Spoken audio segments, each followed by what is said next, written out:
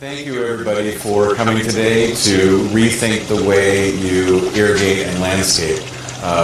Welcome to our home and to the head of Root Quencher and Deep Irrigation.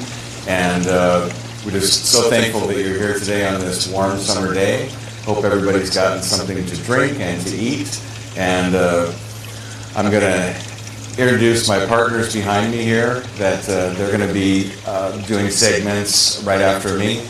I'm going to be covering subsurface watering and talking about what's available on the market and what we're doing specifically at Root Quencher, and give you kind of an overview of everything that's going on in that space.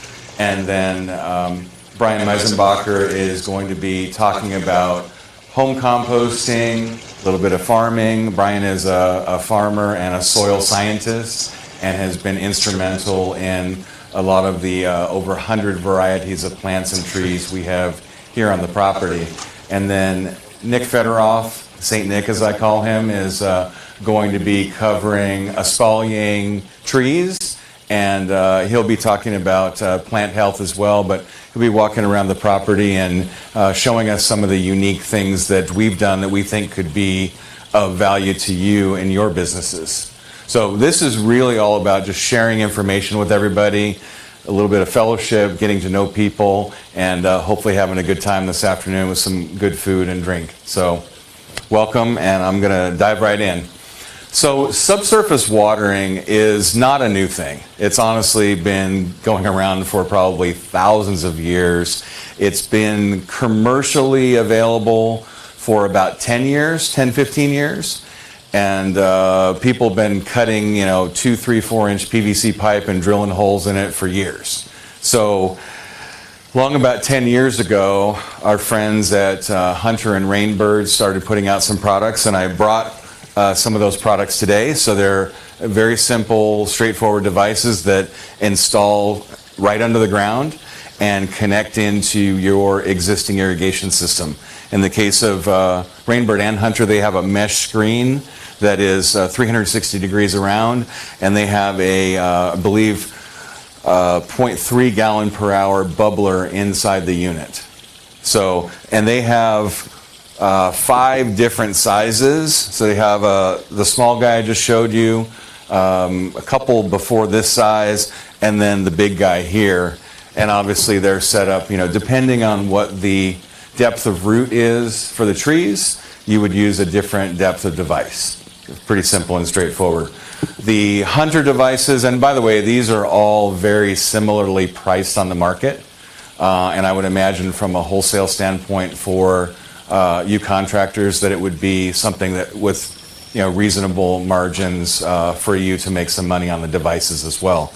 Hunter has a similar device with a similar mesh.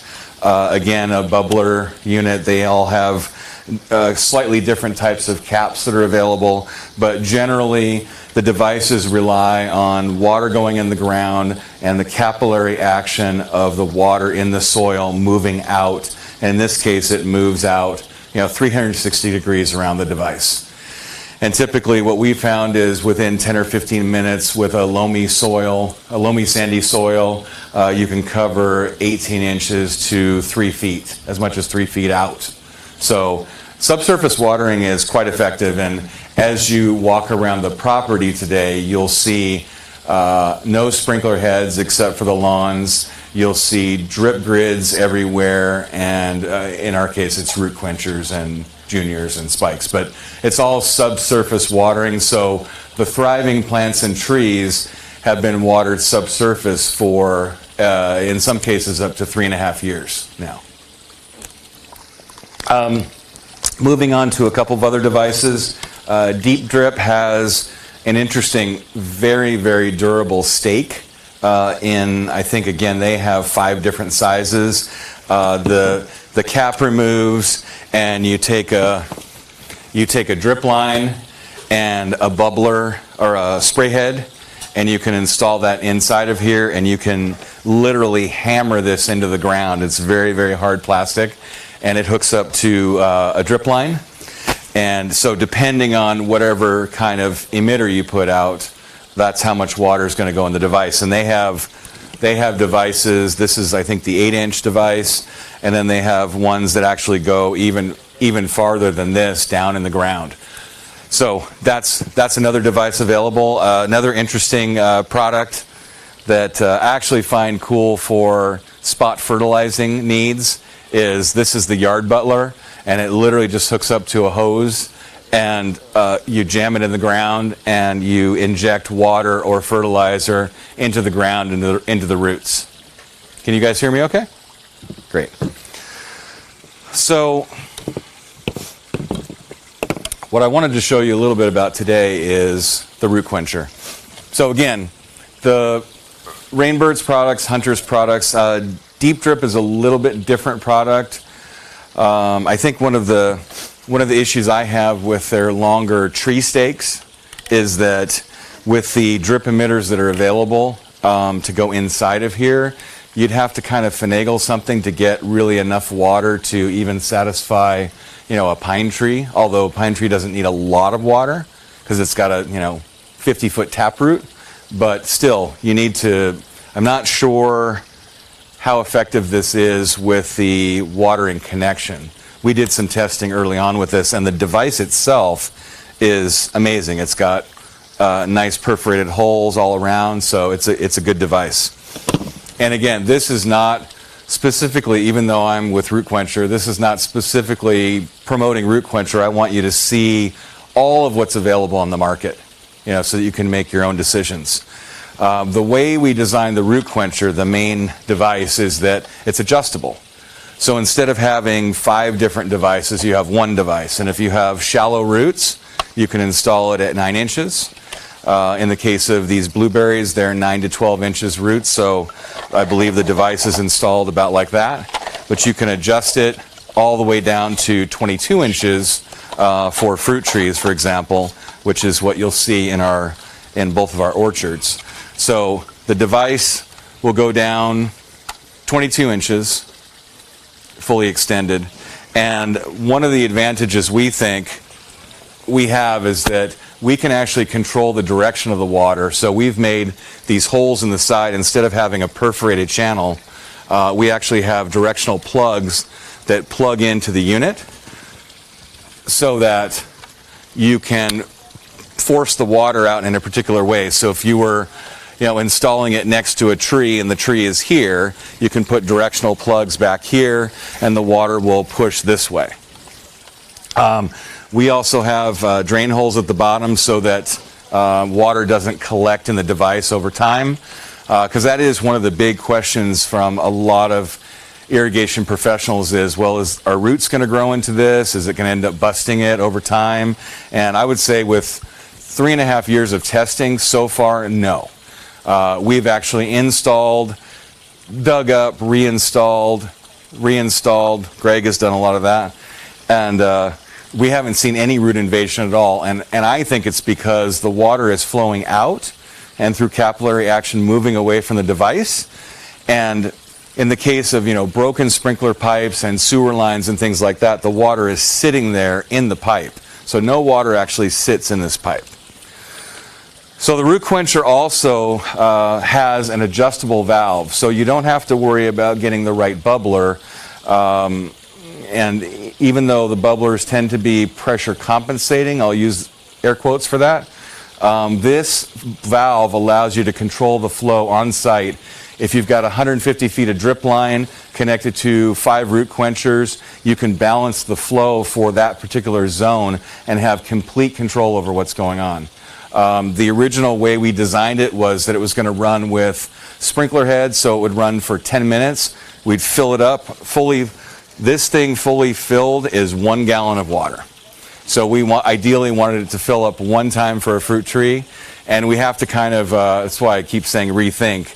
We have to rethink the way that we water, because every piece of information out on the internet talks about, oh, you need 1 or 2 inches of water on the ground that soaks in to the roots. So you have to kind of play with, and that's what we've been doing the last couple of years, playing with the amount of water that you need. But we know right off the bat you're getting rid of evaporation because the water's not spraying out, it's not bubbling onto the ground, it's going right to the roots. So the efficacy of subsurface watering in all these devices gives you at least 30 to 50% savings in your outdoor water usage. Beyond that, our device of all of these is the only one that you could really effectively deliver fertilizer. That's where I think it's really, really amazing. If you have in your job, we go to fertilize a tree and we sprinkle granulars around the root zone, and we're scratching it in the ground and trying to water it in, and so we got the ground here, the fertilizer's up here, and the roots are down in here. So we're expecting that the water is going to carry those nutrients down to the roots. It will happen, but this gets it. This supercharges it. We like to use AgriThrive liquid fertilizer, but we use granulars in here, which will sit in the bottom and release over a period of time. Both are extremely effective. The other thing that we've started doing with our composting program that Brian is going to talk to you about in a little while is that we've started filling bags with compost, and we'll stick the compost bag inside the root quencher and allow it to create kind of a compost tea right inside there, right on site. So extremely effective. You'll also see as you look around, we started originally just throwing the compost in the root quencher, but not all that material goes out the hole, so we end up having to clean it out. But in any case, so the other thing that we're doing, I probably don't even really need this microphone, but the other thing that we're doing as well is in sandy soil like Greg out in Apple Valley or in Arizona, we're doing a lot of work in Texas. We're now selling a irrigation sock, something very basic that keeps the intrusion of sandy soil into the unit. We know that generally with loamy soil, loamy sandy soil, that once this is installed and the water starts flowing out, it creates a barrier so that the soil doesn't intrude into the device. But we do have this available now to install. We felt compelled at the time to make a smaller unit. For example, for those azaleas, for the roses, we don't really have room for a full-size root quencher, nor do we need that big of a device. So we designed a smaller unit that has the same valve, the same half-inch female NPT connection, and the same holes, same directional plugs, everything, and cap. So that's for smaller bushes, shallower roots, things like that. So we do have two sizes of that device. And then I'll show these together because the spike was kind of inspired by my work with the deep drip stake. Again, very, very durable product. I think it's great, but I wanted more flexibility. So we actually designed a device that installs directly onto a drip line. So you can just push it right into the drip line and it's tapping into the water that's flowing through that line. So I'm sure that you've seen in the past that drip grids are great and they give you a modicum of water in a large area, but a lot of plants need more water. Certain non-drought resistant plants need more water. For example, the lantana back there, these plants up here, they need more water. When you look on the hillside, you'll see a lot of the spikes installed. They just need more water. So the cap on top controls the flow of the water going into the device. And again, you get the same kind of capillary action coming out these holes, which we're going to show you in a minute, but taps right in. We have actually some installed in front on some of the bushes in front. And easy to install, no tools. We've also included with this device a 90-degree connector. So you can actually push that 90-degree connector on and hook up a 1/4-inch line to this and put it in for potted plants. You'll see that several places here in the yard. So it gives you the ultimate flexibility. So you can, just like you do now, you can just tap into your 1/4-inch line and go out to wherever you want. Same on the hillside. We've got some of these moving wherever they want. The advantage of this, again, is, with this I'm limited to whatever micro sprayer I can get that fits inside of here, very low gallons. Here I can control the flow from 1/2 gallon per hour to up to 2 gallons per hour, which that's too much, but we got a lot of flexibility on the device to be able to deliver water. From there, I think I really wanted to show you, Greg, if you could show us, I wanted to turn on this unit and show you the flow controls. I'll get my Ratio timer fired up here so we can show you how the adjustments work in the field.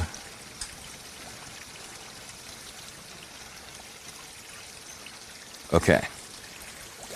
So, Greg, if you want to get down here and open that up, I'm just going to run this for a minute so you can see the flow controls. And I think we can see it. Yeah, you guys will be able to see it here on the TV set. Oh. You got it? Can you turn it on?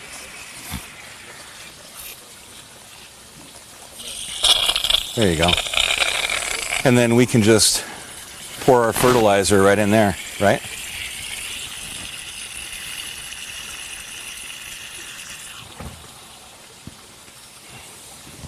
Awesome.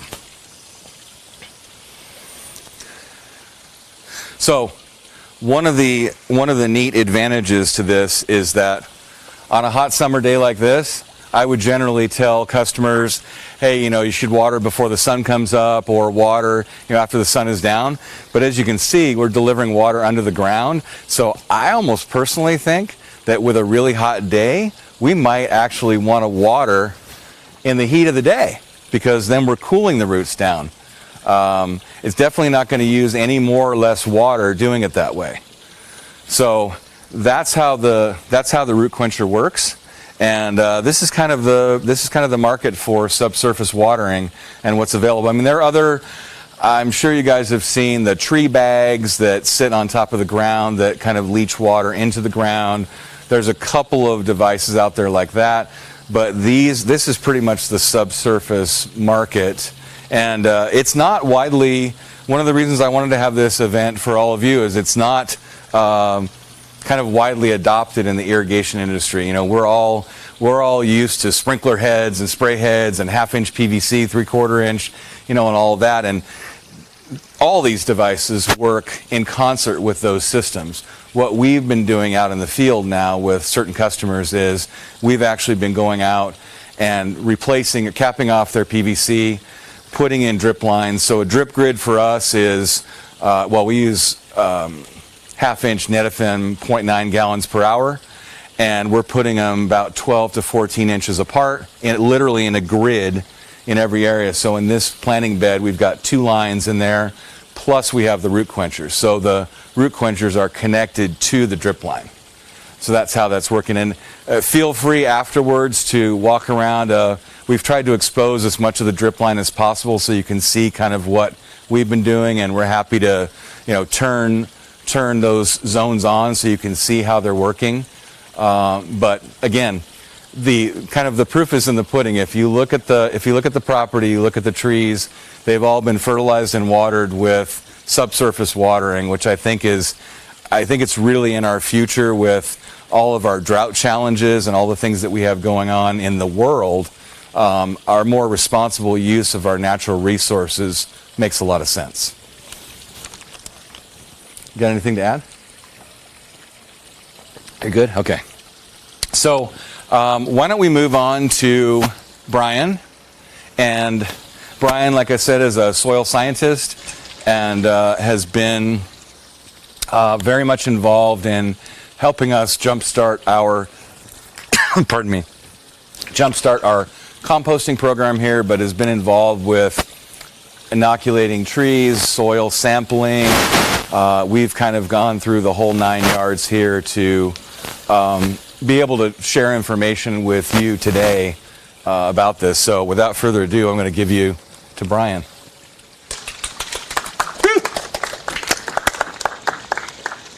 Thanks, Robert. I want to give a special thanks to Robert for including me on this event. We've done a lot of things here around the property, and it's been really great to work with. So I'll give you a little bit of background on me. I've been a farmer most of my life. For about 13 years now, I've worked on many different types of farms, apple orchards, diversified vegetable operations, chicken farms, and also have done landscape design. I'm a certified permaculture designer. I am also a soil scientist. I've trained with Dr. Elaine Ingham and some of the best soil scientists in the world. So by a show of hands, how many of you guys have started a compost pile in your life? A few of you, okay. And how many of you have done a soil test? Not very many. So this is really what I specialize in as a soil scientist, is being able to take a look at what's going on with our soil and come up with meaningful conclusions of what we can do to maximize our systems, get the most out of our plants, and to have abundant growth on our properties and on our farms. So people fly me all over the world and all over the United States to work on these types of projects with them, to maximize their production, to be able to get the health that they're looking for out of their plants. And this is really why Robert's brought me on to being involved with his team as well here on the property. So beyond working on farms, I've also managed and created mini compost facilities around the country as well. And I've helped to spearhead and perfect our compost systems here at Root Quencher. And we're able to take all of the different supplies and different materials that are coming off the property, the lawn that we're sitting on here, the leaves coming off of these trees, and turn this into a super microbially rich compost that can be put in the root quenchers, that can be used as a soil covering here around the property, and be able to produce something that's top tier and really the standard that should be reached for a very high quality compost is what we've been able to achieve here, which is not necessarily easy to achieve. There's some nuance to that. And what we're going to do after I finish speaking here is we're going to walk down and take a look at the compost facility we have here, and I can dig into some of the nuance behind that, some of the thinking behind the design that we have here, and answer any questions as well. So before we move on to that, does anyone have any questions for me now? All right, we're good. Well, All right. I do have one. All right, we have a question down there. Is it advisable to apply compost that is mainly composed of cow excrement to plants in general, or just to some specific kind of plant?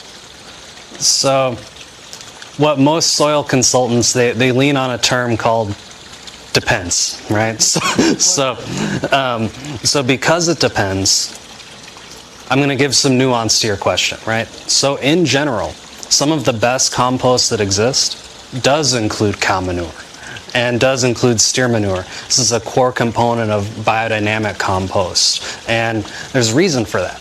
Cow manure has an abundance of microbial life in it. A cow has 4 stomachs, and within their stomach they have an abundance of biology that's able to break down grass. Ruminant animals are one of the only animals that can get nutrition from grass because of that biology that's in their stomach, right? And because of that, cow manure is a really powerful catalyst to jumpstart compost. That being said, fresh manure is not necessarily the best to use. And compost, say steer manure from the hardware store, right, can be good. But a lot of the time that steer manure that we get from the hardware store uses composting methods that are really more of a waste diversion method that creates a product than a method that's geared at creating something that's microbially rich and high in nutrition, right? So those types of materials are great to work with, and they can be great to include in a composting system because they have the ability to absorb other microbiology and act as a food source for them. So cow manure in general is very good. Chicken manure is something you need to be a little more careful with. Horse manure also can be very good, but horse manure tends to have a lot of different medication in it because people feed their horses medication all the time. So that ends up in especially dewormer. And dewormer is something that can have a negative effect on the soil biology, because there's worms in the soil, and there's microscopic worms called nematodes in the soil, and those negatively affect that. Also, horse manure can have weed seeds in it, because especially Bermuda seeds and Bermuda roots. So when that's used in your garden, it can actually bring invasive weeds and also roots into your garden. Yeah. Any more questions before we move on to the compost? All right, we're good.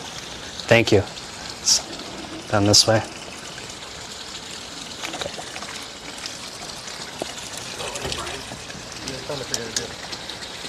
I wanted to just jump in and say that Brian and Christine at 301 Organics helped start up this composting program almost 2 years ago.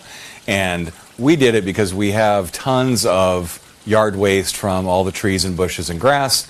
And we thought it was an amazing opportunity to save that material and use it. Using it in the root quencher and the way that we do with the teas and such that you'll see down at in the greenhouse was kind of a byproduct of that, and a collaboration with myself and Brian to get that going. But we think it's an amazing revenue opportunity and partnership opportunity for all of you to be able to work with your customers, not just with, we're going to go from spray heads to subsurface irrigation. Now we're going to introduce a composting program, which there are some California laws now that tell people, hey, you can't just throw your food waste away anymore. You got to do something with it. So you've got all the countertop food composters and all that kind of stuff. But Brian's going to show you what we've done here that is pretty dynamic and has kind of ignited growth and seemed like it was a great fit for all of you to be able to offer. One, for just a relationship builder with your customers, but two, for a revenue opportunity. You got to build the bin, you got to maintain the bin, whether you're maintaining the yard or not, working with the gardeners and the people that are doing yard maintenance, and then turning that into what Brian's turned it into. And you're going to see a load of, I don't know, it's about 1.5 yards of compost that we just harvested yesterday. Yeah. So if you want to, those of you that can, follow us down to the greenhouse. We also have it live on the TV back there, so those of you that can't come down with us can see it right back there on the TV set. Thank you. Thanks, Robert. You got it. All right, we're going to head down to the greenhouse. Are you cutting it? Yeah. Brian. Yeah. My question, I asked that question because, like, with this heat, applying sometimes,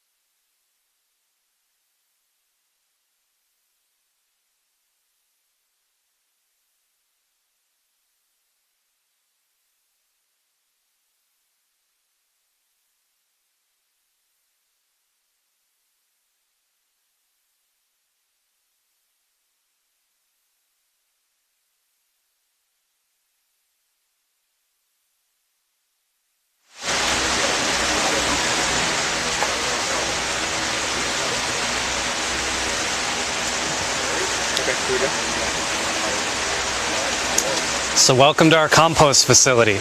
I want to give a special thanks to Christine from 301 Organics. She was instrumental in helping to get this going with Robert. Special thanks to Robert for his innovative mind on a lot of the design of this system. There's a unique aspect of this system that there's airflow underneath this, and this was part of Robert's design as well. So I'm going to start by giving an overview of the way that this system works, a little bit of an overview on how really great composting works, and then we'll open up for some questions and we can take a look at some of the compost itself. So overall, the things that make a compost system work: there's an influx of material, and there's two different types of material. There is green material and there's brown material. Another way we can say that is there is nitrogen and there's carbon. Nitrogen is green, carbon is brown. And nitrogen material is like our grass clippings, it is our food scraps, manure. And manure is one that gets confusing because usually manure is brown, isn't it? And that's something that hangs people up a little bit, but that's actually a green material in our system. And so there's an influx of material, and then those materials need combined in the right ratios. And generally speaking, a good rule of thumb is a 30-to-1 ratio. And this gets a little bit complicated because this has to do with the actual makeup of the material, not the volumetric ratios. So that's something that confuses people, where leaves have a different carbon nitrogen ratio than, say, wood has, right? And this requires a level of understanding and a level of care and nuance to that. So, but generally a 30-to-1 carbon nitrogen ratio is what we're looking for. But to simplify that a little bit, we're looking at about a 3-to-1 brown to green material, right? So roughly 3 times as much brown material as there is green. And then within that, when we really begin to understand how different materials behave, we can aim for that 30-to-1 on a carbon nitrogen level, right? We understand that wood behaves differently than leaves and so on, right? And that say wood shavings are going to behave a little bit different than those materials as well, right? And that food scraps are going to behave a little different than grasses or plants from our garden. They're all going to behave a little bit differently. So when we're starting a compost, it's important to take really great notes. That's important. What was our recipe? What was that volumetric ratio? It is good to measure early on to get a sense of how materials are going to behave in a pile. And then generally, of that green material, to make really great compost, about 5% of that green material should be manure. That's optional. You can make vegan compost, but also really great compost, some of the top tier compost that's being created, biodynamic compost or biocomplete compost, like Dr. Aline Ingham makes, generally has some manure component. It acts as a powerful catalyst that really speeds up the piles and brings a microbially rich component beyond what the biology that's on the material itself. So leaves are covered in tons of biology. Really great compost generally is going to have some leaves in it. And then also plants are covered in biology. The biology is in the air, it's on us, it's in our bodies, it's everywhere. So we're really capitalizing on that biology. Another key component of making a good compost is including finished compost as a starter culture in those compost piles. So when you're first starting out, getting that starter culture means either going to an established composter that you know is doing a really good job and getting your hands on some, or if you're a little more technically minded and want to do some research, you can make your own inoculums, which is what I tend to do. But when you're first starting out, you can go to someone who's a really great composter and you use that as a starter culture. It's very similar to making a loaf of sourdough bread. Starts with a starter culture. And a compost pile, a lot of those same concepts apply. So this is kind of the general rules of thumb of making a really good compost pile. Another rule of thumb is a good compost pile is about 3 feet tall, it's about 3 feet around. it's generally a cubic 3 feet. And when we're starting that first compost pile, if you don't have enough material to get it 3 feet tall, I would go as far to say that you don't have a compost pile yet. You need that volume in order to get it to heat up and become compost. That's really critical. So when you're first starting out, and maybe it's only a foot tall, keep working, keep gathering material. And also getting to know your materials is really important. What materials do I have on my property? What materials do my neighbors have? What materials could I ask for? When I was first started my composting career, I guess would be a good term for it, I was going to coffee shops, and I was getting coffee grounds, and I was working with properties to get manure. I was working with arborists to get wood chips and leaves so that I had enough to make a proper compost. So when we do this at scale, you can make big compost piles, but generally speaking at scale, they're still about 3 feet tall and they're about 3 feet wide, but they're longer. They can be 100 feet long, 200 feet long, but they're about 3 feet tall and 3 feet wide. This is industry standard. All major compost facilities are using this, and most of the equipment to function at scale fits those dimensions as well. So 3 feet is a good metric to use.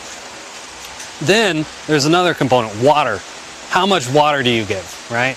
And a good way to think about water is the on-off switch of your compost pile. You made a compost pile and you got it 3 feet tall, or maybe it's not quite 3 feet tall yet. What turns that compost pile on and really gets it cooking is water. So if you're not ready to start that compost pile up, don't water it. It's a key point, right? So, but when it is time, say you got it and you layered it properly and you've got all the right ratios of green to brown and a good carbon-nitrogen ratio. Another thing is diversity. Diversity of material is critical to getting a really good compost pile. Different types of leaves, different types of manures, different types of green materials are all covered with unique biology that are going to make a more dynamic and diverse compost pile. Diversity, diversity, diversity. This is key. This is what's going to get you the results that you're looking for. So if we've done all of that, then we're going to go ahead and water it.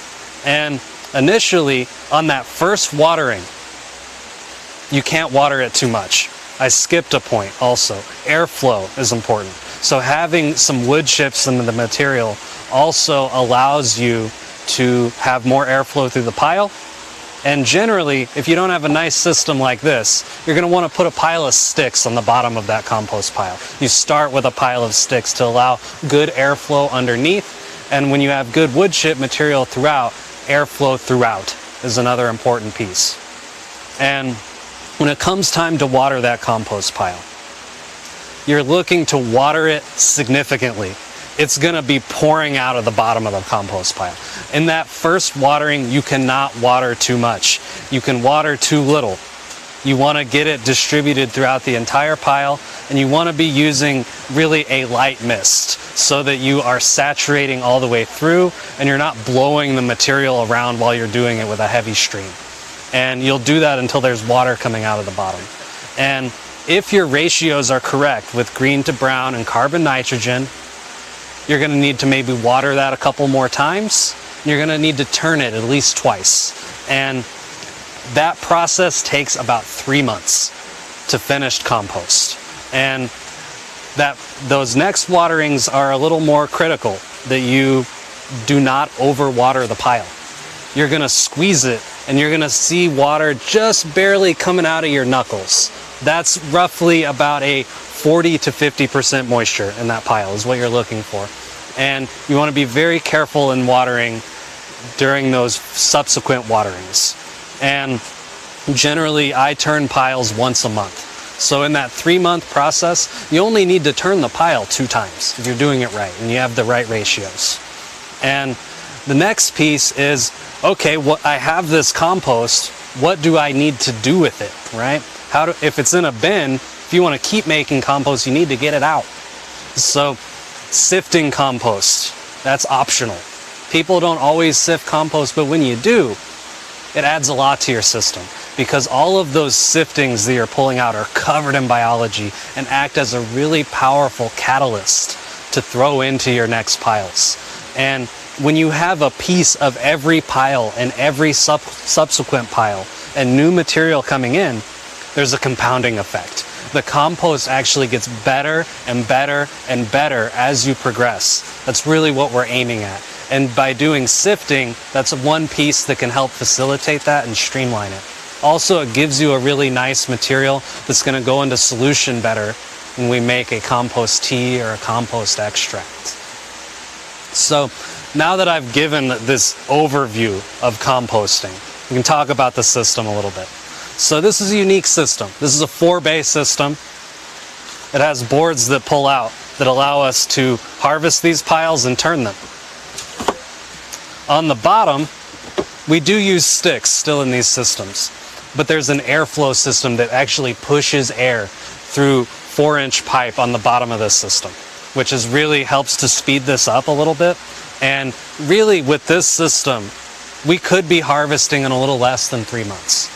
But we push to that 3-month mark because what that allows to happen is within this pile there is the microbiology, but there's also macrofauna. There's earthworms, there's isopods, and all of them are shredding and chewing up that woody material and creating a really beautiful texture that helps to finish the compost. And so that 3-month mark in this system really gets us to a super premium top tier compost. And we are filling this up until this is roughly a 3x3 cube, right? And so we're filling it up and we're turning twice, just like I was saying, and we are watering about twice. One of the ways that we're watering here is we're using water from the pond, which is, again, diversity. We're adding now aquatic biology into this system that's contributing to that compounding effect of adding diverse biology. So generally, we have all of our materials are stored outside, and they're behind a gated area just outside this greenhouse here. The day we're harvesting a pile, we're also building one. That allows us to maximize efficiency in this system. If you do not build a pile the same day you harvest it, you're creating a gap in that system where material is going to start piling up. So it's critical to build the pile the same day that you harvest it so that we're maximizing the efficiency of this system. And those are some of the key points about this. Also, having a lid on here is pretty critical because rats and stuff will get into these systems. Most of what we're doing here at this facility involves leaves, grass clippings. We are involving some high quality manures. But food scraps are something that we are including from Robert's home, but they're a very small percentage of what's going into these systems. Most of it is yard waste. And we're using chippings from here, lawn clippings, plant material, things from the garden are mainly what are going in here. And it's a core understanding that most of the compost facilities around the world that are creating top tier compost actually don't use food scraps at all. But that doesn't mean that food scraps can't contribute to a great compost. They can. They need to be used mindfully. But there's a reason that big compost facilities don't generally use food scraps. They don't use food scraps because they're unpredictable. You don't always know what you're going to have, and that can make the pile behave a little unpredictable as well. So having somewhat of a set recipe and set ratios that you have are also a core tenet of maximizing efficiency in these systems and ending up with a consistent end result that's going to be somewhat consistent and homogeneous. So another key point is every single compost pile is different. Even if you use the same materials, quote unquote, they are different materials. They're not the same leaves they used before, even though they're from the same tree. They have different biology on them. They've maybe sat around a little longer. Wood chips are not created equal. Food scraps are not always the same. Manure is not always going to be the same. So the pile can behave a little bit differently. But the closer we can get those ratios, and when we use consistent materials, they are somewhat predictable. but we always run the chance of a pile getting away from us and being able to readjust. And this is where really the human element comes into play. The nuance involved with doing a compost pile can make us stronger. It actually makes us more resilient humans and deepens our understanding of the way that our natural world works. Energy is never diminished or increased. It only is transformed into something else, right? And the compost pile is a really beautiful microcosm of where that's happening, in a place where we can witness that happening fairly quickly. 3 months is a fairly quick turnaround to see a metamorphosis of energy and to see it turn into something that's actually a really powerful catalyst and nutrient that can grow food for us, improve our land, and take a waste source and turn it into something that's very powerful and very valuable. And that is something that's very unique and powerful about compost, and something that I want to drive in, that we really understand about what these systems can do. So here is some of the compost. You can pass this around. So compost, really great compost, generally is dark in color. And that dark color is humic content. That humic content is a core part of what we're looking for, but also it needs to be microbially rich. And this is the big difference between what a big facility does and what we can do here on a small scale. Generally, big facilities are focused on waste diversion. They're focused on taking free sources of waste and turning it into something that maybe they could sell for $30, $40 a yard, right? That's not what we're doing here. We are very focused on microbially rich compost. Microbially rich compost goes anywhere from $500 to $700 a yard. Significant jump, because the stuff that you're buying from the hardware store, that you're getting from a big waste diversion facility, may be black in color, it may have decent texture to it, but it's microbially poor. It does not have the right microbiology. It generally is very high in bacteria, and it's very low in nematodes, protozoa, as well as fungal spores and fungal hyphae. And those are the things that are critical to nutrient cycling. And that's really what we're aiming at when we're producing this compost, is to facilitate nutrient cycling that improves soil systems and creates abundant plant growth. And that's why people are willing to pay $700 a yard for this types of compost. And this is what we're producing here. So I wanted to pass it around so that everyone can see that and become clear of what that type of compost looks like and smells like and feels like. It has a very unique texture, it has a unique smell, and it has a unique look to it. It looks different than stuff that we're going to get from a big facility. And there's a big reason for that. There's a lot of care that goes into this. And I know that this is microbially rich because we've been testing this the entire time. All of this is actively being put under the microscope to confirm that our methodologies are working. So how do we take a small amount of, relatively small amount of compost like this and scale this up to the big property? We don't necessarily have enough where we can be spreading this compost everywhere. But what we can do is we can turn this into a liquid. And that's what this here is for. This is a compost brewer. We can use this to make compost tea or compost extract. Compost tea, a core differentiator, includes a food source. It generally is going to include some sugar, maybe fish hydrosylate, maybe some added humic acids are included in making a compost tea, and they're aerated.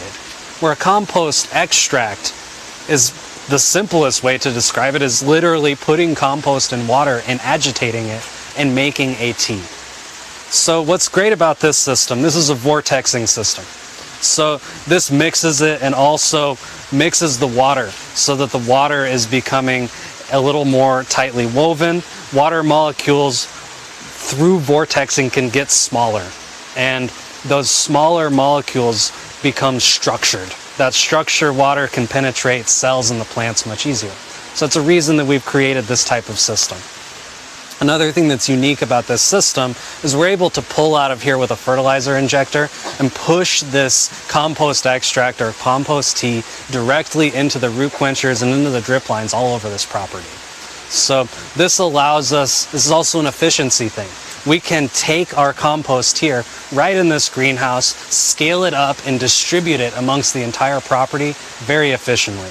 And that's a core part of why we've created this. So those are some of the core tenets of composting, some of the core aspects of this system.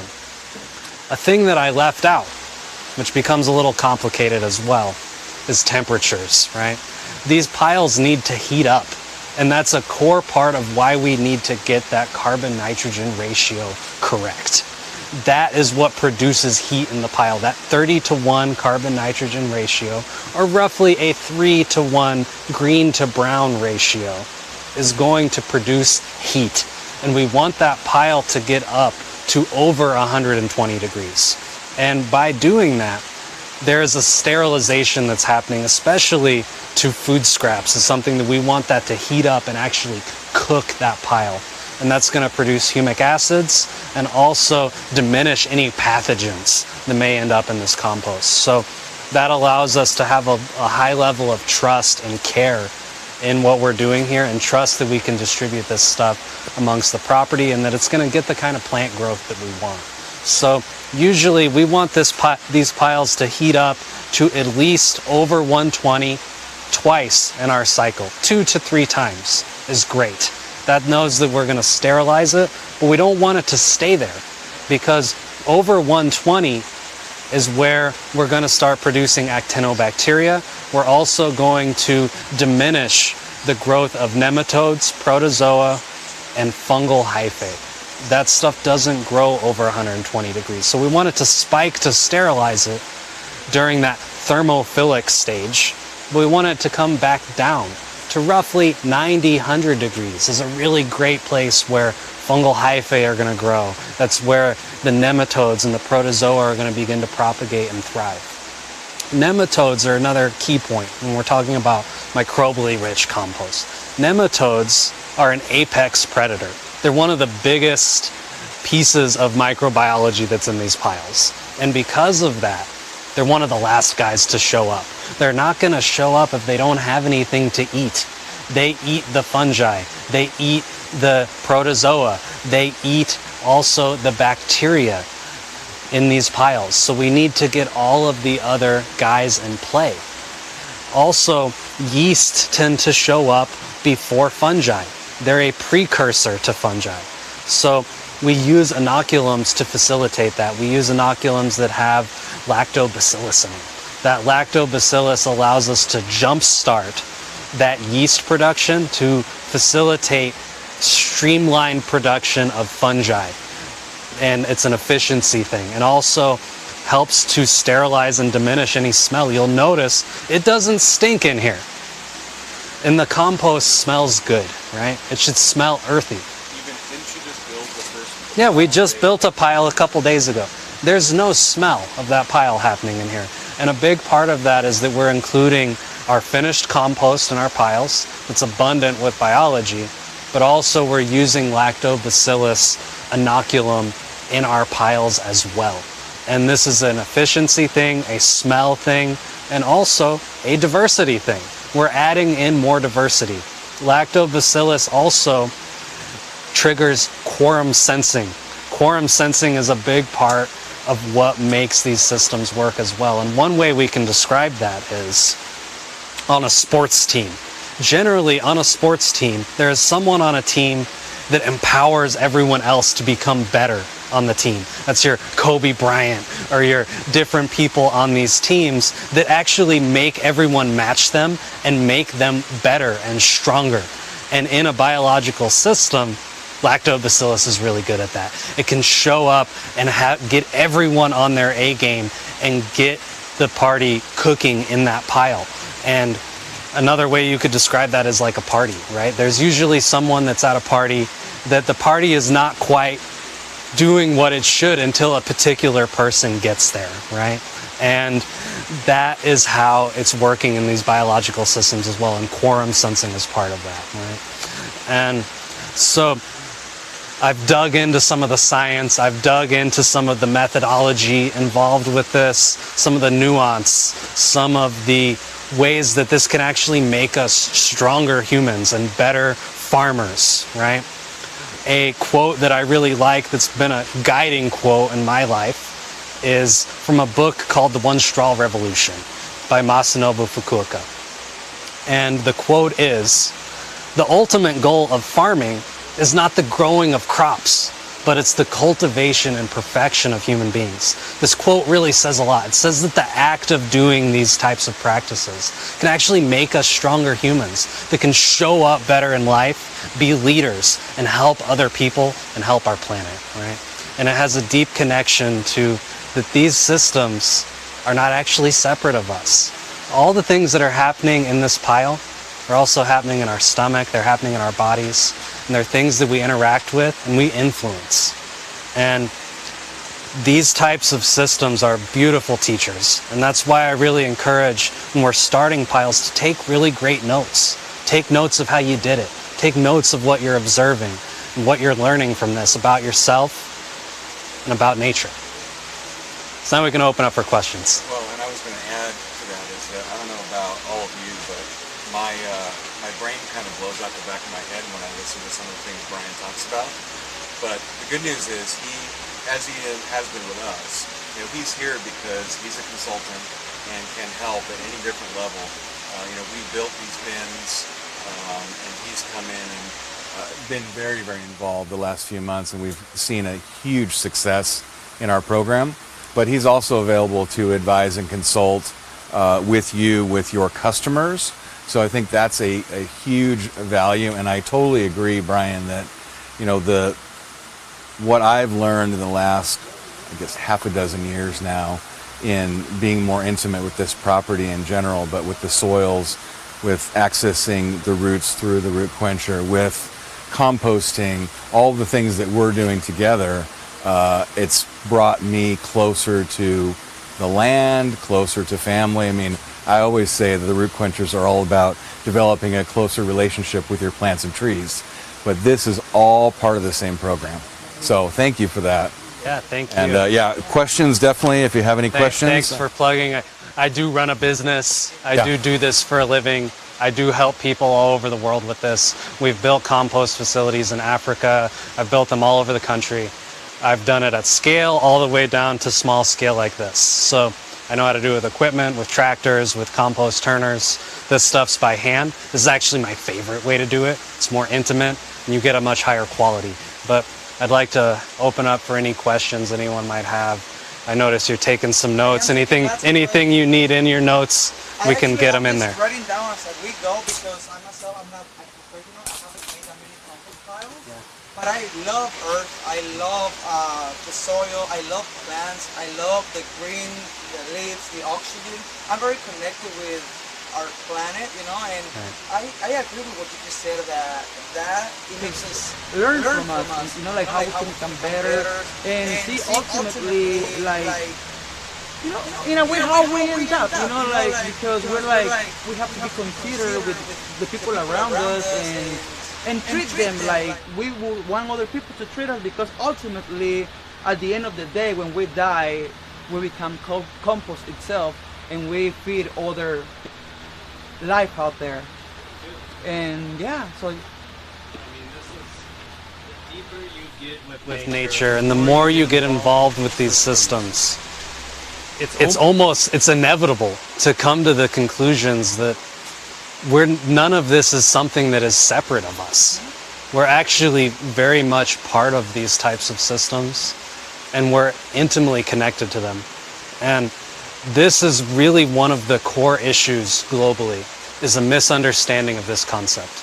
Because when we look at the things that happen with our environment, and we look at the type of things that happen on industrial farms, it actually can facilitate some compassion, right? Where we realize, wow, this person or this business, they don't understand this. And if they did, they would act a lot differently. You wouldn't put poison on your ground, because if you realize how connected you are to that, it's quite literally putting poison in your mouth and in your children's mouths. And that's an understanding that is very challenging to relay without people experiencing it for themselves, right? And to paraphrase a quote like from Buckminster Fuller, he talks about that we really don't have the ability to influence people's thinking. But you can provide someone with a tool, and through the use of that tool, their thinking can change, right? And that really is in relay with the quote I gave from Masanobu Fukuoka. Through the act of doing something and experiencing it yourself, through working with a compost as a tool, or working with the land, you can begin to come to those conclusions yourself and share those things with others. And it's been really a core part of my mission in life, is to, I know that I can't make people think the way that I think, but I can show them things through experiencing it themselves, and I can give them tools in their toolkit through using them, that they could find these things themselves, and a lot of the time they do find it, and then they begin sharing it with other people, and it creates a ripple effect. They act as the tool itself through composting or through working with plants is a catalyst to make stronger humans that interact with our planet in a better way. And it's a big part of my mission in life is to do that. Do we have any questions, deeper questions about composting, about materials, about these types of systems? A really simple way you can make a compost system like this is using pallets, right? That's very common. You'll see systems with pallets all the time. And pallets are something great. It's something you can get for free. That you could make this type of system to encapsulate your compost. You don't necessarily need a lid on a compost. It does help. It traps in some of the moisture and eliminates pests from getting in there. And if you're dealing with food scraps in particular, pests become a problem. Particularly roaches and rats are two of the big ones that come with use of food scraps. And yeah, and they like the warmth. So, but really great compost systems, when you're first starting one out, you don't need any of that.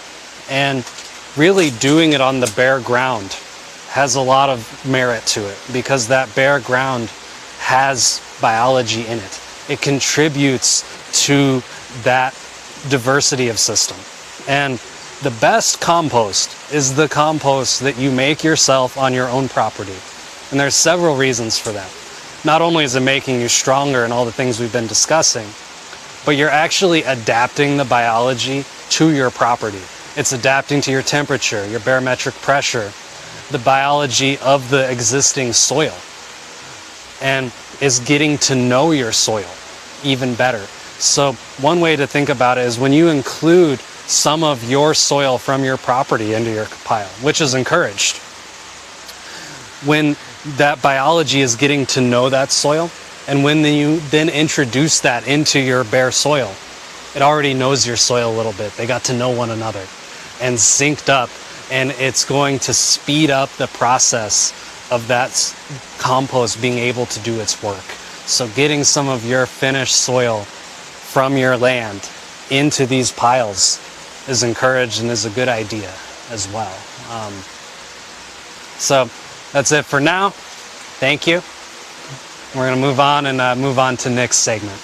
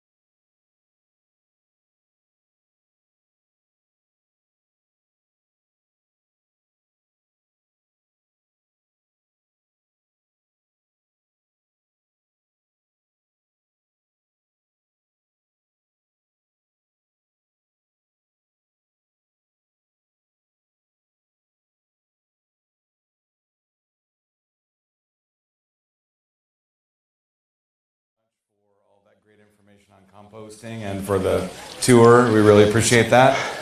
For our next act, I'm an act, huh? Mr. Nick Federoff, horticulturist, TV personality, all-around good guy, and friend of mine. Nick. Okay, now for the record, I was announced as the nation's first OHOG. You know, like you have doctors, right? Lawyer, and they always have these acronyms behind there. So can anybody figure out what OHOAG stands? Nick Federoff, OHOG? Ornamental horticulture, right? No, it means one heck of a nice guy.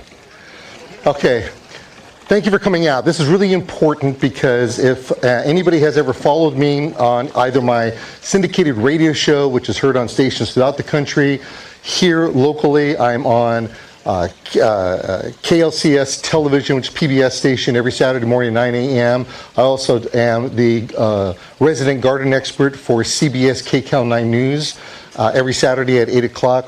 Anyway, I have hundreds and hundreds of shows that we've done on both stations that I work on, and I'm a garden communicator. But prior to me being a garden communicator, I do have a degree in ornamental horticulture, which also helped me to get my license as a qualified applicator with the state of California, which I don't hold any longer, but I decided to get it because it was really important for people to know that I know that aspect of it. Because if you're going to be a bit of a tree hugger, you need to have the schooling and not only just the feeling of what is right and what is wrong. So I've got the science behind that, because some things that we do, we have to do with certain type of chemicals. In other words, what I like to do is the IPM approach, integrated pest management. Do whatever you can as naturally and as organically as possible, and only and if only when you bring in the nuclear warfare, and hopefully by then everything that you've done naturally and organically has actually worked. Okay. Fascinating information that you received today here. So exciting, because if you've seen any of my TV work, you know that, and heard me on the radio, you've known that I've done something, and I have my little cliche that I use all the time. And this particular cliche, I'm kind of hoping is going to end up being something that I can get at least a nickel on every time everybody says it. You see, it's not about not using water. It's about strategically placing it. How are we going to strategically place our water to our plants and have it become successful? Doing whatever we're doing. So how are we going to get those plants to do what we want them to do? Because believe it or not, just like most of our relationships in life, we can manipulate plants. So if you're being manipulated in your relationship, you can manipulate these plants. Let me give you a good example here. Who ever heard of growing blueberries in Southern California? It's not supposed to happen. You're not supposed to grow blueberries, I'm telling you, because they're a colder weather plant. But through plant manipulation, a lot of people like to call it GMO. That's very controversial. I believe it's called GE. Anyway, let's get on to the subject over here. Through hybridization, we've been able to take plants and we've been able to naturalize them for our yard and gardens. That's what's really cool about it. Whether it be for ornamental plants, or what these are really good, or or whether they're for edible plants as well. So if you're going to be gnawing on this kind of stuff, you want to grow this kind of stuff, we can grow it. Now, we live in a concrete forest. This beautiful place that we're at today, this isn't normal for people. We don't have this kind of stuff. Our concrete forest has that exactly around it. It's got concrete everywhere. How do we grow these plants? Well, I'm a contender and believing in a couple different things. Number one, I want you, if you've ever heard of has anybody heard of the USDA zonal chart? You know, like that? All right, throw it out the window. It's worthless. Means absolutely nothing in Southern California. Why? Because we can grow anything anywhere as long as we behave ourselves. And what I mean by that is that from where we're at right now, hour and a half away, when there's snow, we could be skiing. Hour and a half away in the other direction, if I'm pointing in the right direction, we could be in the ocean surfing. No place in the world can you do that but here in Southern California. Isn't that phenomenal? So therefore, if we know what our microenvironment is, we can grow things in complete shade in a greenhouse downstairs and create compost at the same time. It is the most fascinating thing that we have going for us over here. So with that, I was asked to share some information that I have about how to grow plants in tight spots. Because whether you have one small house plant or acres of land, you can garden. And gardening, of course, dates back all the way to the aspect of farming. In fact, that's what I kind of dig what Brian does over here, because he's an actual farmer. So when you're talking to farmers, all we're doing is that we're taking their information and we're bringing it down to understand the level for us. They're working at 500,000 acres, could be 1 acre. But the point is that whatever a farmer does, we need to do as well. Now, we've seen how farmers have been using irrigation, and they've been forced, there's rules and laws and regulations that have forced them to make sure that their irrigation is in place and to properly save it. Well, I think I said use what I've been talking about. It's not about not using water, it's about strategically placing it. 5 cents from everybody, please. Not about not using water, is strategically placing it. We could use water. There's water to be had. We just have to be intelligent about it. We have to place it where it belongs. Concrete doesn't grow. I don't know if you knew that or not. Doesn't grow. Plants do. So you get a little moisture on there, other than crying or spitting on it, we have to supplement that somehow. And getting it down below the root surface is so important. All right, so what we're going to do, for those of you who are able enough to do this, we are going to go for a walk. And we're going to point out some of the plants. Actually, we're going to point out all the plants except for one that is on this property. And I want to show you how we can grow things in tight spots in very unusual areas, and at the same time reap the benefits of what those plants can do. So everybody saddle up, put your walking shoes on. We're going to be heading over in this way. Try not to trip over that cart that Tyler put in the way. And I think we're going to be good. Okay? So come on, let's go. Come on, let's go. Let's go. Let's go.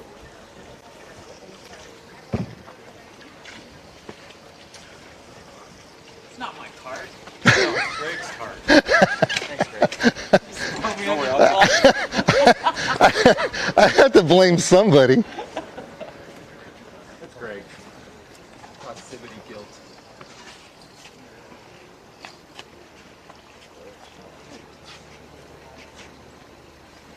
All right, let's try not to throw the camera guy in the pool.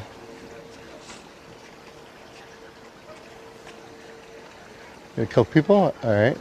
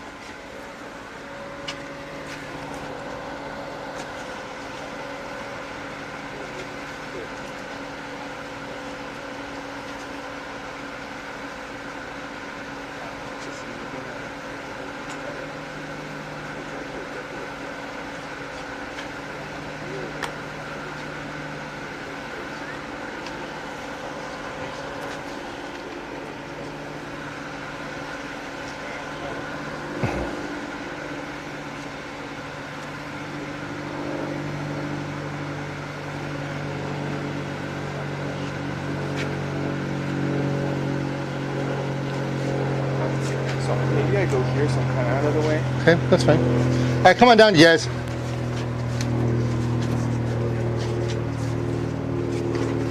All right, so the first thing that we're coming up across, which is pretty interesting, for those of you who like table grapes and or wine, viticulture, it's a thing. This right here is a really great example of growing in a tight area and being able to actually see the benefits of it all. So what I'm really going to do is I don't know if Robert, did you bring the fan? I don't see you're supposed to bring a fan and a chair so you can sit here so I can eat grapes. Okay. Okay. Now grapes have yeah, there you go. So grapes have been around for a long time, more than 6,000 years. They're Mediterranean plants. They grow in a lot of different places of the world, but they were brought into the United States in the early 1800s. But it wasn't until the late 1800s when William Thompson, who created the famous Thompson table grapes, he was the guy who took a grape from, he had it imported to New York, went to New York, brought that grape out, and he only bought 3 plants. Only one of those 3 plants actually took hold. And that's why we have Thompson Seedley grapes, which makes raisins.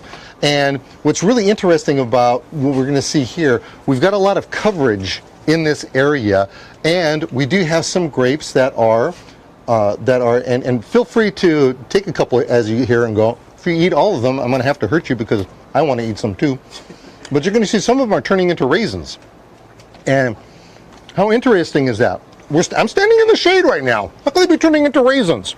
Well, this is part of the whole idea when you're growing plants in a tight area. We're using the ambient heat that whatever filters through here hits this block wall, and that's going to help it grow.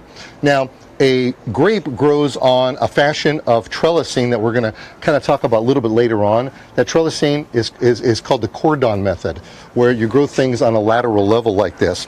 So the main thing that we have to remember is that whenever we're doing any kind of this lateral growing, you really need to be on top of the pruning, because the last thing you want to do is to get a concussion from walking underneath something like this. But you also want to be able to harvest whatever it is that's coming down. So these are young plants. How old are these plants? This is their 3rd year. See, 3rd year. You can tell that they're young just based on how thick this stalk is on the plant over here. And it's doing, and if you look at it, literally, it's only growing in a small area like this. Now, why can't he grow it in a small area like this? Because it has a taproot. This taproot is going to go down. It's not going to be picking anything up. That's why when we're doing a subsurface irrigation, it's important to get those nutrients as far down as possible, so that capillary action, which kind of is it's a sucking machine, it's like a sponge, and it's going to just pull itself out like this to get inside there. This we'll never have any problems with any of the breaking up of the concrete, because we're forcing the growth downwards. Plant manipulation, that's what I was talking about over there. That's what we're doing over here too. So kind of take a look at this, and let's walk a little bit and feast on some of these things as you're coming down. Don't hurt the camera dude, because he's always got to get my good side over here. All right? So come on down. This is really nice. So notice how you have the wire, it's attached. He had decided to put these poles up. Now they do have those. You ever see those? Hey buddy, how you doing? Hi. Yummy. Hi. So they always have those concrete tabs that you could put on there, and you could also, that's one way of doing it as well. But here, because he's trellising it up, not being pretentious, just using EMT, this is just good old-fashioned conduit right here, to lift everything up. So this is really kind of a cool thing. You know, why don't the rest of you guys just do the tour on yourself? I'm going to come over here and just harvest and eat these things, okay? Because they're so good. They are. Get the ones that look like raisins too, because they actually taste like raisins. That is nice. Okay, let's come on over here and see what we got.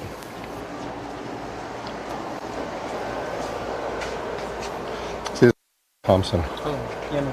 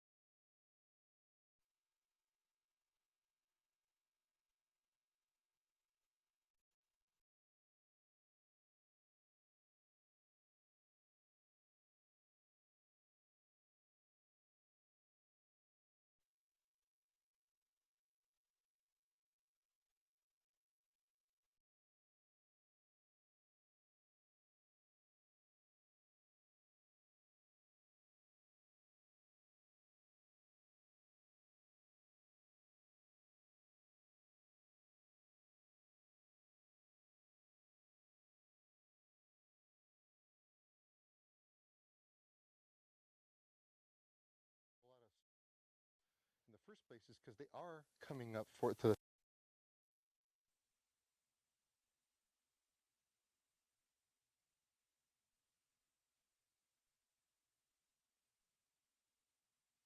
go downward more by doing root pruning. There's a damage.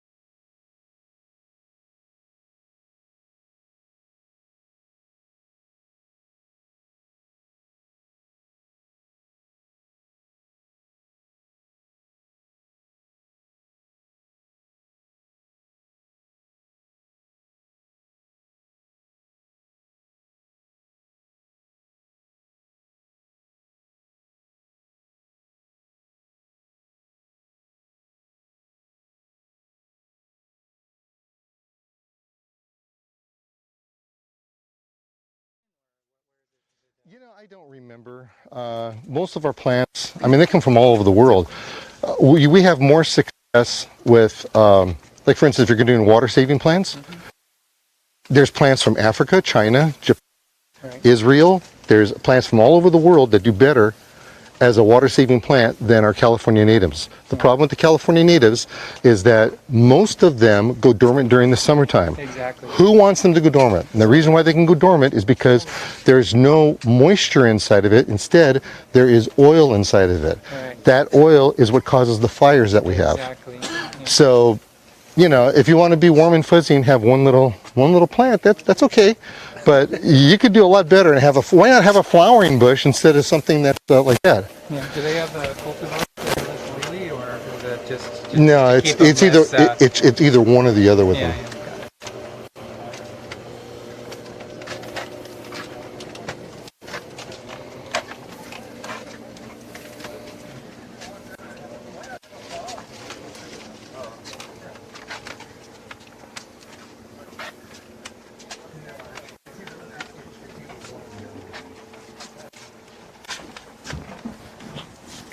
All right. Yeah. Let's have you guys stand over here a little bit. I'm going to use some of the... Come on. Unless you want to stand there. You want to hold this? You can hold this for me. I can hold this. All right. Do something. Okay. All right, so kind of look in this direction over here. We're going to be standing here for a couple of minutes, and then we're going to go over there. So over there is shadier. One thing you have to remember to keep with you are the right kind of tools in the yard and garden. Do it. It's just that simple. Just do it. Okay? Wear a hat. Do what you got to do. If you want to be stylish, wear glasses. They thought I was too stylish to wear my shades today, but you know, we'll work with it. All right, so what are the kind of tools that you want? So the whole idea here for me is to create a flow of income and understanding what our plants can do. So it's a two-way thing over here. Specialty plantings and gardenings are really interesting because you can turn that into a viable business. So, I mean, you have people who like to just mow lawns, you have people who like to mow lawns and trim bushes, and then you have specialty things where, like, for instance, if you want to plant a garden, this is really popular in Santa Monica, as a matter of fact, where there are contractors that will just plant and they maintain your vegetable garden for you. You get a portion of it, and then they take a portion of it. You got to pay them a couple of bucks, but it's worth it if you don't like pulling weeds in your garden.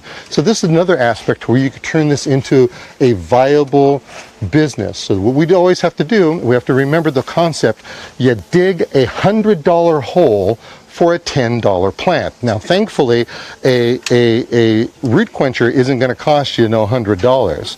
It's gonna cost you whatever it is, and then it's able to put it. You put it next to the plant. Now, if you notice, this is really important right here. You see this root quencher right here is not sucked up against the plant itself. So what you want to do is you want to move it out a little bit, and the reason why we want to do that is because this is going to grow. It's going to expand like this. But at the same time, we're also going to be cutting it back, and we're going to be training it. And in a couple of minutes over here, I'm going to show you some citrus trees that have no business growing where they're growing. But through plant manipulation and espaliering and seeing the foresight of what a plant can do, it's amazing. So we can actually, this is real life stuff. You're not going to be able to get around. So what are the tools that we're going to need?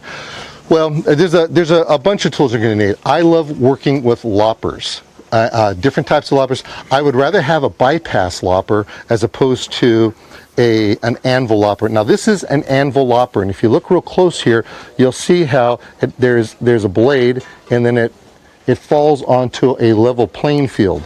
But there's room behind each one of these. There's a spacer here. This pair is an ergonomic pair. It's a power one because it has these gears on here, so limited hand space. I normally don't use them. Use the super long ones. There is a company that does make these to where you twist the handle and you can make them longer or shorter. That always helps very well. Otherwise, what we're doing is that we're using a bypass.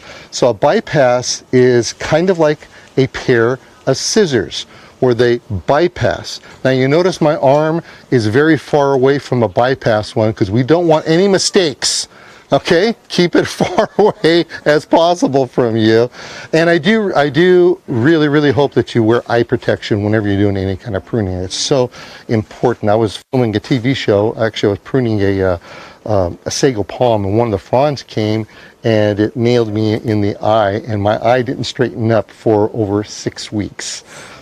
Oh, it was bad. It was bad. But anyway, so using a bypass pair, and the reason why we use a bypass pair is because you can actually get closer to the branch, and whenever you make your cuts, see if you look over here, right here, these cuts have been made really close. That's what we want. We don't want to have any nubs on there. Sometimes you got to have the nubs, just the way that it goes. So we have the nubs. So let's see. Let me look at the tools again real quick. Now this, you got to give people kudos for trying, okay? So this is probably hands down one of the most unusual pruners I have ever seen in my life. I looked them up. I've had this for years. Needless to say, they're not in business anymore. but it was really, the concept was really good. What you got was a sleeve that came over your arm, and just the front was out. And, yeah, and the idea behind it. So let's see if we can get camera dude to do this. I'm gonna come down right here. I'm gonna prune this right here. The idea is that you were to take this and you prune it, and as you prune your flower, it sticks with you. So there are commercially made products that will do stuff like this, but and then what you do is to sharpen it, there's a circle thing right here. You just twist it. But yeah, very interesting kind of concept. All right, these tools are going to cost you money, by the way. They're expensive. Here's another bypass one. This one, if you could hear the click, okay, that is called a ratchet pruner. A ratchet pruner is for people with limited hand strength. So if you have limited hand strength, you can do this kind of pruning. And of course, you got to remember, right tool for the right job. You are not going to be pruning much more than, you know, ½ inch on a branch like this. But we all know, because every one of you are guilty of it, where you go and you get a branch that's too big and you're like this, and how many of you take it and you grain it and you start going, you know, especially if I put a pair of loppers, right? And you're twisting like this and you're trying to get it. Every weekend. Yeah, every weekend. That's what we're supposed to do. Yeah. Now, not a bad idea to have on hand a couple of saws. Some kind of saw. There's a lot of saws. Typically, saws, they cut on the pool. Some manufacturers, they will sharpen them so you can go on the front. The reason why you have the saw on the pool, the cutting on the pool, is because you're usually working on the ground. If you're working in a tree in a ladder, and you're like this, and you're pushing like a carpenter saw can do, you can hurt yourself, fall down, go boom, because pruning trees is the #1 blue-collar job that kills the most amount of people. So that's why we got to be careful. So you have a saw like that. Here's another saw that you know, takes, and it'll clip in here, and just, you know, they're just nice. I like these little saws because they're really good. Little snippy pruners. These are bypass pruners. You could do that, maybe nose hairs or something as well. And then, and that's important for doing this kind of work. And the reason why it's important is because what we're kind of doing here is we're doing bonsai without the zai. That makes no sense, does it? All right, and it's a fascinating story about that. You know, bonsai cutting started, and you know, a lot of this stuff we hear it's 6,000 years ago. That's because people didn't know how to write before then. So they started doing it, and it was the Japanese who came up with the word bonsai, but it was the Chinese who actually culture that actually started to perfect it. And then the Japanese, hey, wait, that's not a bad idea, and they've already had it in the wheels in motion, and here we are today. So you think about it. That's kind of what we're doing with these plants. We're creating bonsai out of them. Now, some people say bonsai. I say bonsai because I don't know any different. So we're taking the plants and we're sucking them against this cordon style of pruning over here. We're tying them down, and then when you look really close, we're not tying them down with anything fancy. These are just, you know, when you go, they're the little bread ties. That's all they are. Okay, so we use these for manipulating and getting in. These are technically floral shears. So if we wanted to hack away at that gardenia plant again, you know, this is actually a lot better than using something like this, because it's kind of too big. And you can get in there and you can cut more than what you want. So we have to do that. Okay, so this right here is an actual pair of bonsai pruners. This is what a hardcore bonsai grower would use, because it has a little point on it. It's very, in fact, you know, why don't you guys pass that around? Look at it. All right. Now, we're going to see some fruit trees over here, and what they're doing with the fruit trees, as I mentioned, is almost impossible to do, but it's so cool because we actually could do it if you tried. Now, this right here is a tool that is used for picking. This is a picking tool specifically for citrus. Now, you ever notice when you pick citrus, buy citrus from the store, it has the little nub that's still attached? That actually helps preserve it for a longer period of time, because if you end up just taking and pulling it off, you can pull a little bit of the rind off and it starts to spoil right away.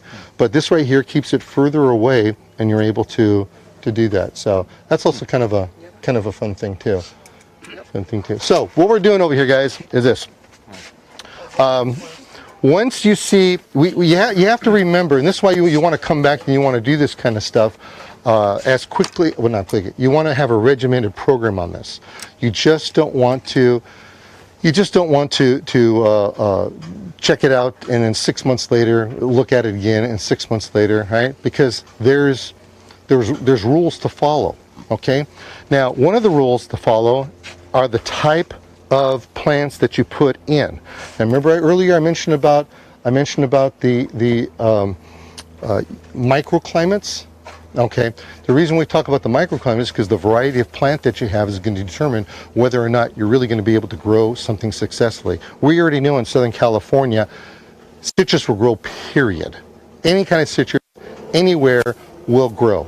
So the ones that we have to worry about are the plants that well, not that one, the ones that go deciduous, because they need something called chill hours. Chill hours are at every tree. This is what's so cool about this.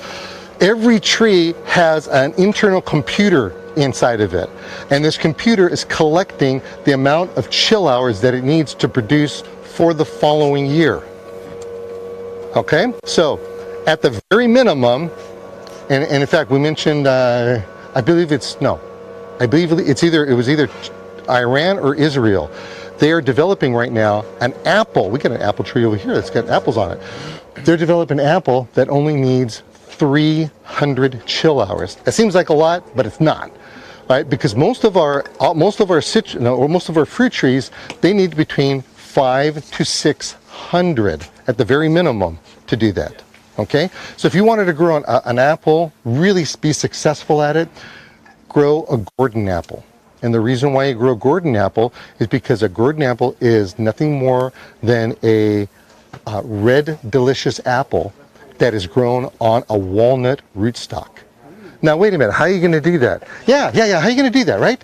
So you got two different plants. They look like they're two different species, but in the family, in the family over here, they are actually related way back here. If you go one step higher, then you're not going to be able to make it. So in this plant kingdom, you have to put and you have to graft deciduous plants with deciduous plants. You can't take a citrus and put a deciduous on there and vice versa. You can put several varieties of citrus on one plant, and you can put several different varieties. They call those cocktail plants. Now these cocktail plants, you have to be careful with those. And the reason you have to be careful is because you never know what is going to be the most dominant of it. That's usually what ends up happening. The most dominant of that will take over the plant. So if you're going to end up doing any of this, you have to be cognizant of the varieties that are coming in. So let's just take this pear here for a second. All right, if you want to grow this pear and you want it to have the chill hours, then what you're going to do is you could regulate it by putting ice at the bottom of the plant. And you do this in the wintertime. And it will, when it's dormant, and it'll think that it's actually colder than it is. So I've helped plants. In fact, I know a guy that's in Baldwin Park. I helped him put in a Colorado blue spruce, and there's no way you're going to be able to grow that plant. I told him about the ice trick. He went out and bought an ice machine. Today, this tree has acclimated itself, but the first 3-4 years, he was out there dumping ice on it, even in the winter, even in the summertime. That cooled it down enough to trick the tree into thinking it was going to do. Expensive? Oh yeah, that's expensive to do. But if you're passionate about it and you want to do something and your plants aren't doing what they're supposed to be doing, you can actually do that. So oddly enough, you got ice, throw it down your root quencher, you're already down by the root system, you're going to be watering it, and you're going to be able to cool them down. So it's not freezing it. You only want temperatures that are between, say, 34, 35 degrees to no more than 45 degrees. That's the chill, and they will collect that. Because it's soil temperature, not ambient. It's more soil temperature than it is ambient temperature. Absolutely. So anyway, as we're doing this and as we're growing, we're taking and we're we're training the plant, we're pulling it. You want to do it when the plant and the branches are pliable so that you don't break them. Okay, now you're going to break some sometimes. It's not the end of the world. It's a plant to grow back. It's okay. You just want to, you don't want to kill all of them, right? So you have like this, and then this one here is getting pretty close to it. So we put another clip right here. You know what you could also use? It looks really janky. Use a clothespin. A clothespin will work, and sometimes that'll work. It just looks horrible. These little things here, because you can hide them and they look good. There's a little wire, you know. But if you use a clothespin, another thing that'll happen is that the branch will grow with the clothespin, and it'll open up and it won't strangle it. So there's different things, you know. But then again, if you're over here anyhow and you're looking at it and you go, oh, look at that, it's choking, then you just loosen it up a little bit. That's how you got to do it. All right, let's come over here and take a look at a couple of things that don't make sense at all. Okay, so here's something that you got to be careful with. This right here, down in this area, is lucky that it is growing. I would have considered this a sucker when it started to grow. Even at this point, I would think of getting rid of it, because it's every one of these plants, in order for to grow properly, has to be grafted. If you don't have a graft, it's technically not going to grow good. So here is something that is out of the normal. If you look at this branch up here, you're going to see fruit on it. And I believe you see fruit on it because this right here is the graft, right here, from here down.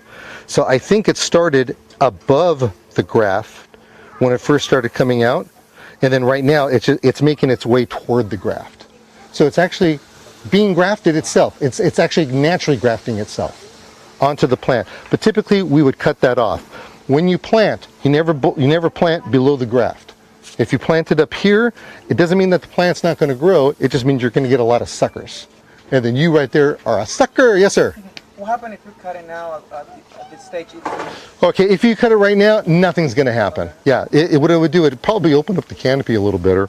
But I would take it, and I would take that saw that we're talking about, and I would cut it as close as you can to this.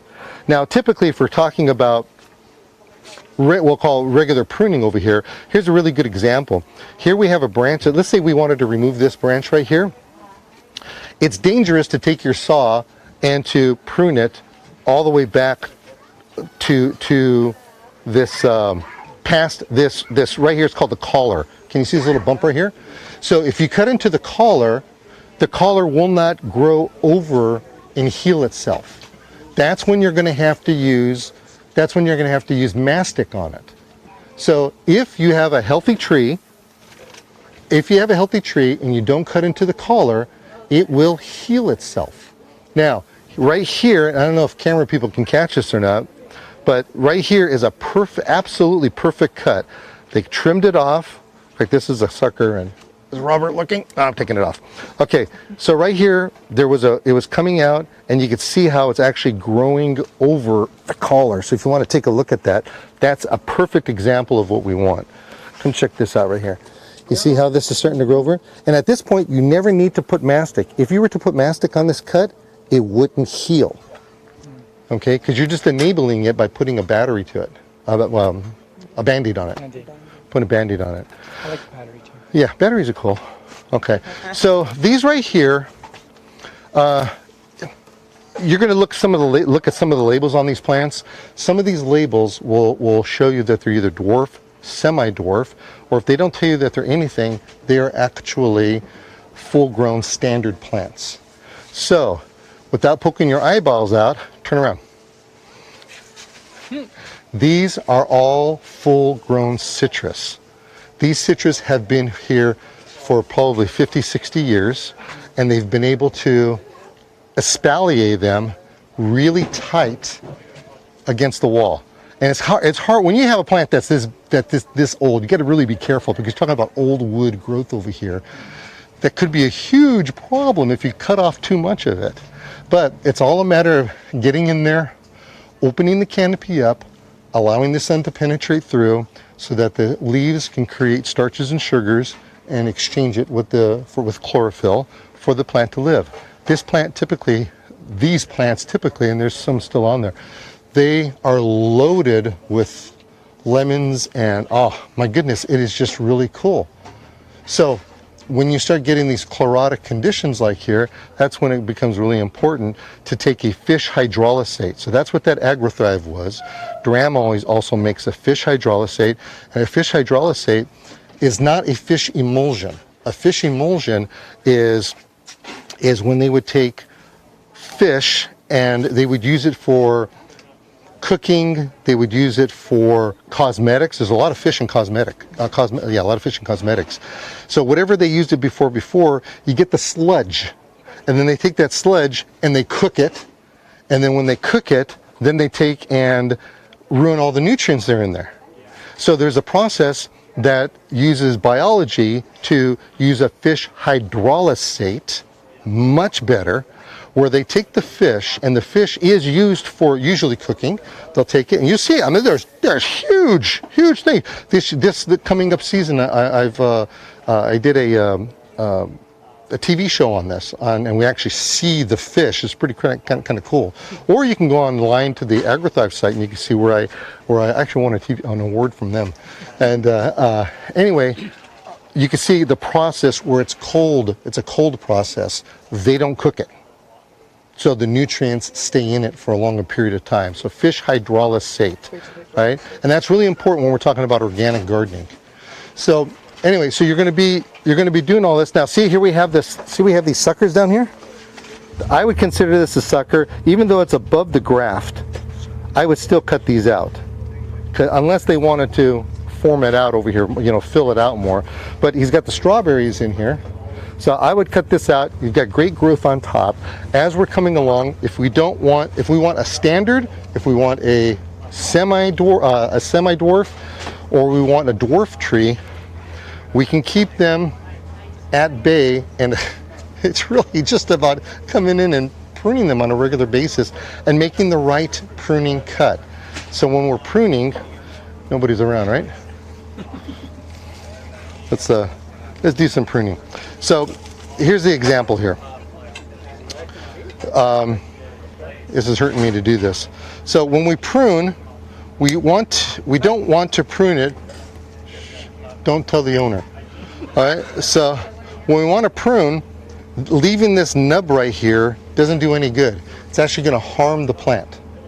We want to take it all the way back to a leaf. So here's the leaf right here. Remember I said don't cut into the collar? So you come out just a little bit, you prune it like this. Now, this right here is going to come out bigger and stronger. And that's what it's really about, making things bigger and stronger. And lastly over there, like I said, you have he's got the sucker down there, pull the suckers out, prune these things closer. When in doubt, prune 1/3 of the overall canopy, of their overall site. You're going to be okay if you did that. All right, to keep them either for a patio thing, or if you wanted to even bring it back, you can bring it back, but don't be overzealous and say, okay, today I want this one just to get sucked up right against it. What I would do in this case, if you had and you wanted to grow it in a cordon method, you take and then you push the branch and you put the plant back, let it get used to doing this. Okay, and then as it starts taking hold, then you can slowly take this part, half of the plant off, and then watch it grow. So there's a hospital near where I live, and they have a fence line. It's probably a good 100 feet, and it is a chain link fence. They have full-grown Meyer lemons growing along this 4-foot fence to keep it this wide. It is the most beautiful trees that I've ever seen, and they have no idea, I think, that they're bonsaiing the plants. So it's really pretty cool. Any questions? No questions. Am I thorough or what? Yeah. Oh man. That's the point. You got anything else there, Robert? Did you talk about the Meyer lemons? Oh, I talked about the Meyer lemons. I didn't say Meyer lemons in particular. How old are they? They are 59 years old. Ah, see, I said 60 years old, didn't I? He'll be able to retire soon. Yeah. Yeah, exactly. They're getting AARP mail right now. Yeah. Yeah. So, which is interesting because the Department of Agriculture has actually stopped allowing to have being able to take citrus around county lines. They may have loosened it up on the Meyer now, but Meyers were almost impossible to get over the last 3-4 years. Yeah, because there's insects that are down. It has a really long name to it. I can never remember it. It's the H something or other. But that's the reason. So if you got an existing Meyer like this, oh my, it's good. Now there is a website. I don't know if I don't remember what it is. A government website where you can buy rootstock to grow this stuff on. So if you wanted to take a clipping of this to grow it on the rootstock, then you can create that. There's no reason why you can't do something like that. But yeah, so in Southern California, try to find trees, pears and apples that have the lowest chill hours possible. The lowest chill hours. Those are the ones that you're going to be much more successful with. Otherwise, you got to do the ridiculous thing, as I mentioned before, and icing the plants down. You know, so now where I live in the People's Republic of Whittier, that's right, I went there. What happened was that I live in a kind of like a little valley. I get frost at my house. Every year we have white roofs. I mean, it looks like snow on the lawns. That's good for me if I wanted to grow something like cherries. And for the record, I did plant one this year. So I'm really looking forward to see what's going to happen with that.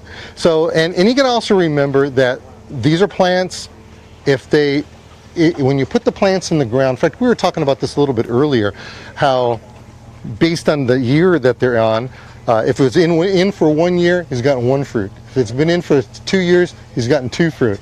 All right? That's actually a thing. If you don't get fruit within the first 5 years, then you don't have to shovel prune it. You know what shovel pruning is, right? Pulling it out. Yeah. So I usually give between 5 to 7 years. And you want to know something? If you got to walk up to the plant and threaten it, then go ahead and do that. And it just might respond for you. So I hope you respond to my television show, my radio show. I'm Nick Federoff. Go to thingsgreen.com for more information and ideas, and go to requencher.com to see all of the blogs that I write and the videos that we do. Thank you. All right, now it's time to clap. That's it. All right, we got anything else, Dad? We're just going to wrap it up. Oh, nice. So I was saying I didn't want to interrupt you. So I was Oh, you should thinking have. about the puns. So is your lopper's name is Cindy? All right. And then with the cocktail plants,